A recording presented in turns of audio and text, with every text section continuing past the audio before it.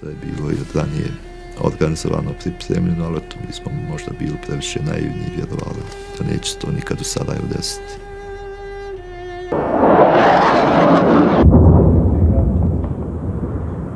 Kada je rat počeo na Iliđi, dakle 7-8 km od centra grada, mi smo sjedli u kafićima i pričali kako od toga neće biti ništa.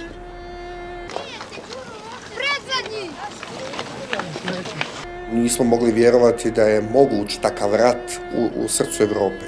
Ce matin dans Sarajevo, alors que les bombes continuent de tomber, ponctuellement les plus hardis commencent à sortir des abris. Vision de fin du monde ce matin dans la capitale bosniaque, des maisons éventrées, des rues couvertes de gravats, un vieil homme assis sur un banc dans un square pleure, sa ville est en train de disparaître.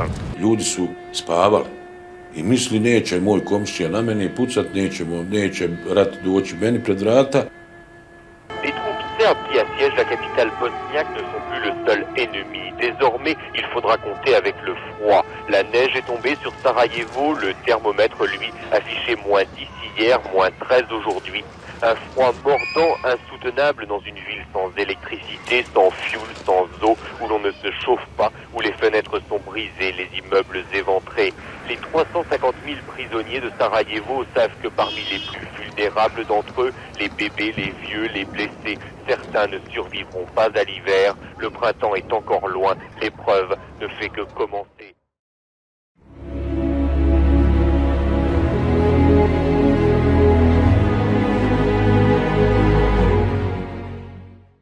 Bonjour à tous et bienvenue dans Chronique Post-Apocalyptique. Le monde n'a pas connu de conflit majeur depuis la fin de la Seconde Guerre mondiale. Selon certains, nous serions même en train de vivre la période de paix la plus longue. Alors oui, mais non. Si du côté des conflits majeurs, entendez par là une guerre qui inclut la majeure partie des pays du globe, oui, nous sommes en paix. Mais ce que l'on aurait tendance à un peu trop vite oublier, c'est que des guerres, il y en a eu depuis et il y en aura malheureusement encore. Vous vous croyez sûrement en sécurité parce que vous habitez à un pays puissant, l'un des fondateurs de l'Europe et tout le reste. Eh bien, détrompez-vous. Gardez bien en tête qu'à tout moment, que ce soit à l'autre bout du monde ou aux portes de votre ville, tout peut basculer. Générique.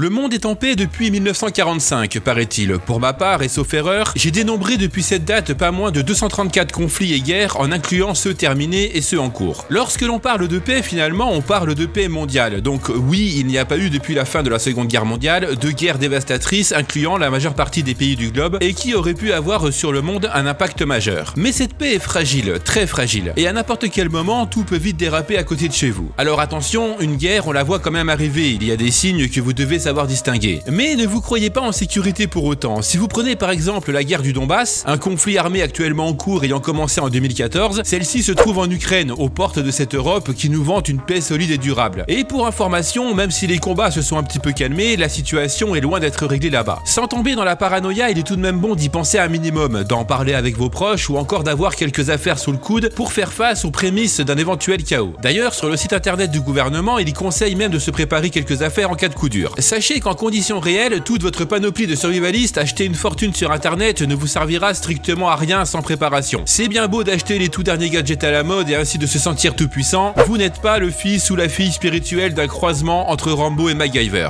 Désolé. Si vraiment une telle chose arrive, toutes vos merdes ne vous serviront à rien. On ne le dira jamais assez, le plus important est de connaître son matériel et de savoir s'en servir. Une bonne préparation peut vous sauver la vie, et souvent, ceux et celles qui s'en sortent le mieux le font avec 3 bouts de ficelle, leurs appareils génitaux et leurs couteaux. Même si je me suis toujours demandé comment se servaient de ces fameux appareils dans de telles situations. Mais bref. Imaginer le pire est une chose, le vivre en est une autre bien différente. La vidéo d'aujourd'hui pourrait être un cas d'école. Partez du principe que tout peut arriver, et c'est ce qu'il s'est passé dans dans ce pays que l'on appelait jusqu'en 2006 la Yougoslavie. Afin de bien comprendre le pourquoi du comment pour les plus jeunes d'entre vous et pour les moins bons en histoire-géographie, faisons un bref rappel de ce que c'était et de ce qu'il s'est passé là-bas. La Yougoslavie, c'était un territoire qui a été créé après la conférence de Versailles en 1919. C'était un état multinational dans lequel on trouvait des peuples différents, slovènes, croates, serbes, macédoniens, etc. C'était une espèce de mosaïque nationale assez compliquée et qui prendra officiellement le nom de Yougoslavie qu'en 1929. Pendant la guerre froide, la Yougoslavie était un état communiste sous la direction de Josip Broz, plus connu sous le nom de Tito, qui maintiendra par la dictature ses différentes nationalités ensemble. Jusqu'à sa mort, le pays était tenu d'une main de fer, mais en 1981, lorsque Tito mourut, les différents peuples qui formaient la Yougoslavie ont voulu devenir indépendants. Ainsi, en 1991, la Slovénie d'abord et la Croatie ensuite devinrent indépendants et furent reconnus comme tels auprès de la communauté internationale. C'est comme ça qu'on arrive à la guerre en Bosnie-Herzégovine. Cette partie, dont Sarajevo était la capitale, était comme une espèce de Yougoslavie en miniature, c'est-à-dire qu'on y retrouvait un certain nombre de nationalités et c'était à l'intérieur de cet espace que la guerre allait se compliquer puisqu'il y avait déjà une guerre entre la Serbie et la Croatie. Lorsque la Bosnie-Herzégovine proclama à son tour en 1992 son indépendance, la guerre commença à l'intérieur du pays. On avait donc une guerre entre toutes les nations yougoslaves, slovènes, croates, bosniaques, serbes, bref, tout le monde. Là encore, je vais devoir simplifier car il faudrait comprendre qu'il y avait des Serbes en Bosnie, des Bosniaques en Croatie, des Croates en Bosnie et vice-versa et réciproquement, etc., etc. En gros, tout le monde se foutait sur la gueule, catholiques, orthodoxes, musulmans, pas de gentils, pas de méchants, que des gentils, que des méchants. Rien n'était réellement simple et le sujet est, pour ainsi dire, encore un peu sensible. On était dans une situation extrêmement complexe qui allait donner lieu à un conflit horrible où l'on voyait des exactions qui rappelaient celles de la Seconde Guerre mondiale, notamment des déportations de population, des massacres, des viols et ce qu'on a appelé l'épuration ethnique, c'est-à-dire une méthode qui consistait à évacuer des territoires serbes les populations qui ne l'étaient pas. Il ne s'agissait pas d'exterminer les gens, mais d'épurer les territoires pour les séparer. Sarajevo, dans tout ça, va être l'épicentre de cette guerre. Après des années de conflits meurtriers, l'ex-Yougoslavie deviendra 7 républiques. La Croatie, la Slovénie et la Macédoine en 1991, la Bosnie-Herzégovine en 1992, le Monténégro et la Serbie en 2006 et le Kosovo en 2008, malgré le fait que ce dernier ne soit pas reconnu par la communauté internationale. J'ai volontairement passé énormément de faits, notamment les non-actions de l'UE ou encore de l'ONU à l'époque, mais n'hésitez pas à chercher par vous-même de plus amples informations sur cette période de l'histoire, ce thème vaut vraiment le coup d'œil. Long de 4 années, le siège de Sarajevo est l'un des épisodes les plus tragiques et méconnus de l'histoire européenne de la seconde moitié du XXe siècle. Les conditions de survie des 430 000 habitants de la ville, soumis aux privations mais aussi aux tirs meurtriers, s'avèrent particulièrement difficiles et pourtant, elles sont riches d'enseignements. Depuis la Seconde Guerre mondiale et le rôle grandissant des avions de transport, les populations des villes prises au piège lors des sièges peuvent bénéficier de ravitaillements qui contournent, au moins partiellement, des blocus tels qu'ils existaient jusqu'à maintenant. Le problème de la ville de Sarajevo, c'est qu'elle était totalement encerclée avec les routes principales et secondaires bloquées. La ville va subir pendant de longs mois un blocus, c'est-à-dire qu'elle n'aura plus de ravitaillement, plus de médicaments, elle sera privée d'électricité et d'eau et elle fera l'objet, entre autres, de bombardements massifs. Commence alors pour la population civile une période d'incertitude entre cauchemars et privations de toutes sortes sous l'œil médusé des caméras de télévision du monde entier. Survivre dans un Sarajevo assiégé, c'est faire l'expérience d'un enfer en plein cœur de l'Europe. Mortiers et snipers font des ravages quotidiens au sein des interminables queues de civils en quête de nourriture ou d'eau. Pour traverser certaines rues, il faut courir pour échapper aux snipers disposés de part et d'autre et qui ont pour ordre de tirer à vue. Jour après jour, des hôpitaux, des écoles, des bâtiments civils et culturels seront détruits. Lors du premier Noël en 92, les habitants de la ville n'avaient déjà plus d'eau, plus d'électricité, ni de chauffage et pourtant l'hiver, lui, était bien là. Tout comme la mort d'ailleurs. Et pourtant, dans ce chaos, malgré la peur et la faim, des médecins continuaient de soigner et des professeurs d'enseigner. L'expérience des survivants au siège de Sarajevo est particulièrement intéressante dans la mesure où elle s'est déroulée il y a quelques décennies seulement, et dans un continent que nous connaissons bien puisqu'il s'agit d'une autre. Personne sur place n'était vraiment préparé à ce qui allait suivre. La police ou encore l'armée étaient désorganisée et on ne pouvait compter que sur les groupes armés qui défendaient leurs maisons et leurs quartiers. Malgré l'envoi des rations de survie, la nourriture manquait cruellement. Quelques maisons avaient bien des petits jardins potagers, mais la plupart n'en avaient pas. Pour combattre le froid, les habitants faisaient brûler leurs portes, l'encadrement des fenêtres des maisons abandonnées ou encore le parquet et les meubles. La plupart mangeaient du pigeon et du rat et l'argent, sur place, est très vite devenu inutile. Le troc était devenu monnaie courante et il n'était pas rare de voir des mères au foyer désespérées donner leur corps pour un peu de nourriture. Les armes à feu, munitions, bougies, briquets, antibiotiques, pétrole, piles et nourriture étaient devenus des objets qui attiraient toutes les convoitises. La force était dans le nombre. Si vous étiez tout seul à vivre dans une maison, ce n'était qu'une question de temps avant d'être pillé et tué. D'une certaine manière, c'était le retour à l'âge de pierre et n'importe quelle connaissance pouvait se monnayer une fortune. Par exemple, les médecins, les infirmières et d'une manière générale tous ceux qui savaient construire construire ou réparer des choses. Les objets et les stocks finissent tôt ou tard par disparaître un jour, c'est inévitable. Ceci dit, ce n'est pas non plus une raison pour vivre au jour le jour en espérant que votre voisin, lui, a un stock bien conséquent. Dans ces moments-là, beaucoup d'amitiés volent en éclats pour le bien de sa famille ou encore de soi-même. Les connaissances peuvent être vos nourritures, elles peuvent grandement vous faciliter la vie. On a trop tendance, dans notre société, à vouloir tout jeter. Nous sommes dans un monde jetable. Nos amis virtuels sur les réseaux, nos goûts musicaux, nos objets, notre nourriture, on pense à tort que tout peut être jeté et remplacé immédiatement, sauf que dans certaines situations, ce n'est plus le cas. Bien évidemment, il ne sert à rien de se ruiner en stock de nourriture et autres objets de notre quotidien. Il faut faire cela de façon intelligente, selon vos besoins présents et futurs en cas de problème. La leçon que l'on pourrait tirer des conditions de survie des habitants de Sarajevo est la nécessité d'anticiper toujours le risque majeur, le plus extrême, tout en faisant preuve d'imagination, en sachant tirer de son environnement, tant humain et culturel, des richesses insoupçonnées en temps normal que l'on néglige trop souvent. Si la constitution de réserves comme des conserves s'avère indispensable, il convient de garder toujours à l'esprit que la durée de la période de survie ne peut être anticipée et qu'en conséquence, il est primordial de toujours se trouver à proximité d'un point d'eau et de sources renouvelables de nourriture. Il en va de même pour l'hygiène d'ailleurs. Le corps humain ne fonctionne pas qu'avec de la nourriture et de l'eau. Il faut également qu'il soit un minimum propre, ne serait-ce que pour ne pas aggraver votre situation inutilement avec une quelconque maladie ou une infection. Les habitants de Sarajevo ne disposaient plus de réserves après les 3 premiers mois de siège et ont appris ou réappris à ramasser des plantes ou encore des champignons. Ils ont également su transformer les terrains vagues dont la terre avait été retournée par les obus en potager afin d'y cultiver plantes et fleurs comestibles. Du côté de la nourriture, ils se sont tournés vers ce qu'ils pouvaient, à savoir des pigeons, des rats et autres escargots afin d'être cuisinés et ainsi fournir un apport crucial en protéines. Tous ces éléments ont permis de compléter les maigres rations fournies par l'aide internationale. Enfin, dans ce chaos, la conservation du sentiment d'être humain constitue un élément primordial à la survie psychique des individus. Obtenir du dentifrice, du savon, du parfum ou du rouge à lèvres, ainsi que la lecture font partie de ces richesses insoupçonnées et de ces petites parts de bonheur qui permettaient à la population de continuer à tenir debout, de continuer à vivre. Cette guerre en Yougoslavie et plus particulièrement le siège à Sarajevo nous a montré plusieurs choses. Que cela pourrait encore arriver de nos jours. Pour rappel, c'était en 1992, soit il y a à peine 29 ans. Que cela pourrait arriver près de chez vous. L'ex-Yougoslavie se trouvait en Europe, aux frontières de l'Italie et de l'Autriche. Et qu'enfin, il n'est jamais bon d'avoir une confiance totale en notre gouvernement, car même si celui-ci n'est pas trop mauvais, personne ne peut vraiment prévoir s'il pourra aider la population avec les moyens nécessaires. Lui aussi peut être bloqué et être dans l'impossibilité d'intervenir. Enfin, la chose la plus importante à retenir finalement, c'est qu'il faut se préparer et se former un minimum, sans parler d'être un survivaliste aguerri, quelques provisions, un peu de matériel, être formé aux gestes de premier secours, savoir réparer 2-3 trucs peuvent littéralement vous sauver la vie. Et le plus souvent, tout ceci n'est que du bon sens et un peu d'observation. Cette vidéo se termine, lâchez-vous dans l'espace commentaire, c'est là pour ça, YouTube aime bien. Comme d'habitude, si la vidéo vous a plu, n'hésitez pas à mettre un pouce bleu et à partager, n'hésitez pas également à me rejoindre sur les réseaux sociaux, tous les liens sont disponibles dans la description. On se retrouve dès le mois prochain pour une nouvelle chronique, et d'ici là, comme d'habitude, n'oubliez pas, de l'ordre naquit le chaos, du chaos jaillit la renaissance. Ciao!